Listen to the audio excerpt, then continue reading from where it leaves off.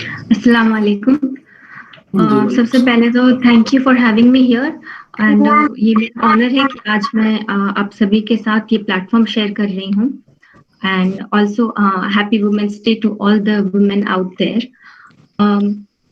मैं शुरू करना चाहती हूँ, एक ओल्ड अफ्रीकन प्रोवर्ब है उसके साथ विच सेज कि if you educate a man you educate an individual, but if you educate a woman you educate a family, a society, a nation. तो इससे हमें पता चलता है कि वुमेन का एजुकेशन एक सोसाइटी को शेप करने के लिए कितना जरूरी है, क्योंकि वुमेन के थ्रू ही हमारी जनरेशन आगे बढ़ती है और वुमेन का इन्फ्लुएंस अपने फैमिली में मेन से ज्यादा होता है। बच्चे अपनी माँ से सबसे पहले सीखते हैं, इसीलिए वुमेन का एजुकेशन बहुत जरूरी है।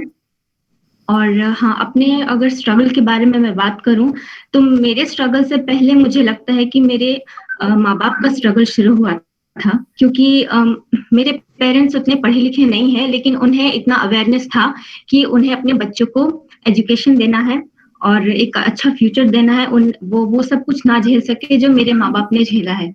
हमें अच्छा एजुकेशन प्रोवाइड करने के लिए मेरी माँ ने जिद के मेरे फादर सऊदी अरब में रहते थे, मेरी माँ गांव में रहती थी।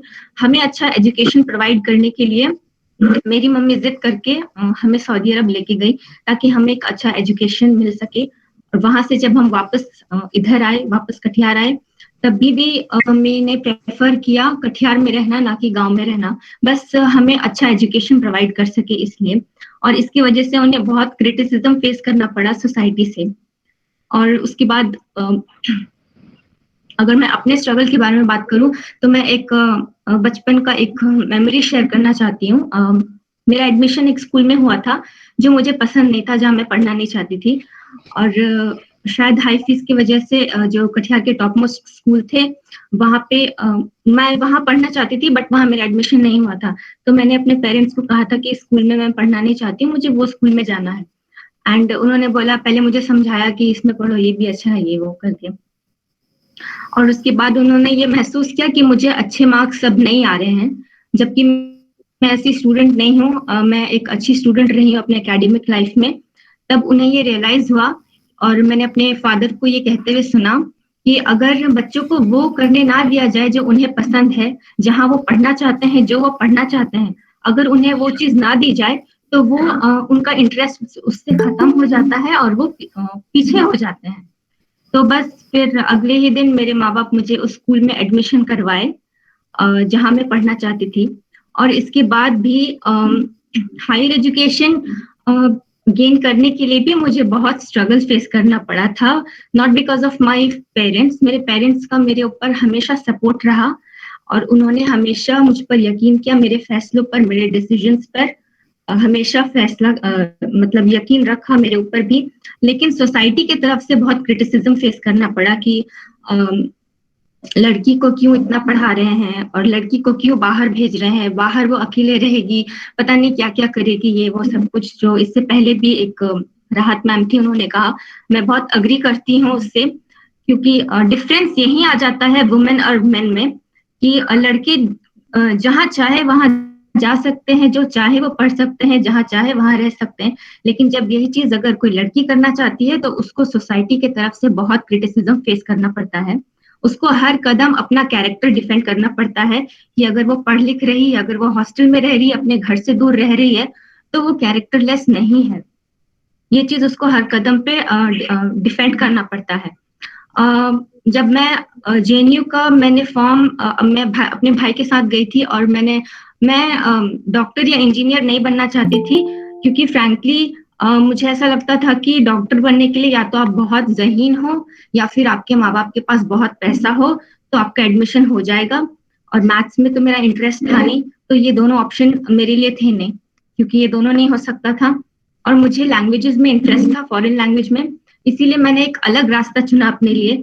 और उसके वजह से भी मैंने बहुत क्रिटिसिज्म फेस किया।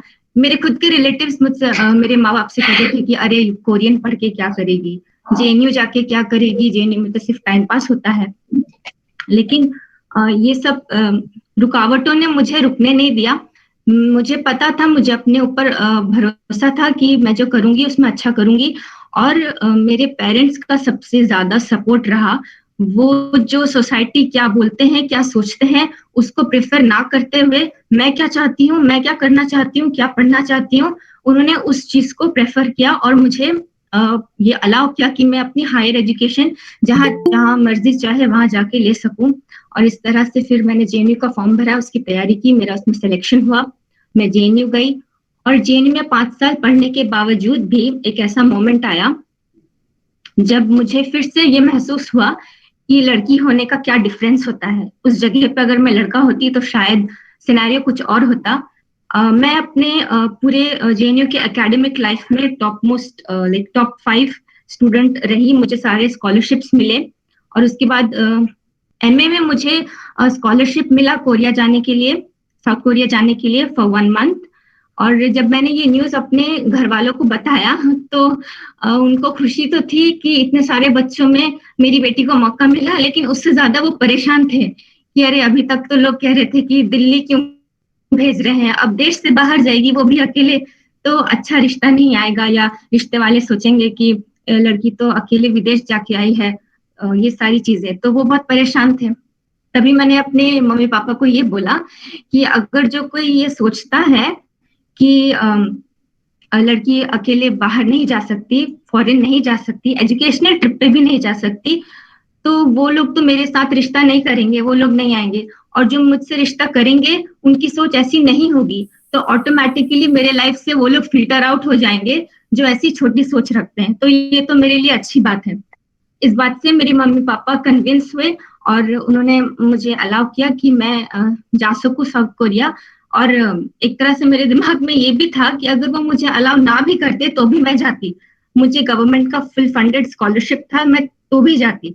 लेकिन मेरे पापा ने बोला जा सिमरन जा, जी ले अपनी जिंदगी। और इस तरह से फिर मैं वहां गई, वहां से आई, मैंने अपना कोर्स बीए और एमए दोनों कंप्लीट किया जेएनयू से। और आज मैं जो कुछ भी हूँ, मुझे ऐसा लगता है कि मैं अपने माँ बाप की वजह से हूँ, उनके सपोर्ट की वजह से हूँ। अगर उन्होंने सोसाइटी का सोचा होता तो वो मुझे कभी इतना आगे बढ़ने नहीं देते, मेरे सपनों को पूरा नहीं करने देते।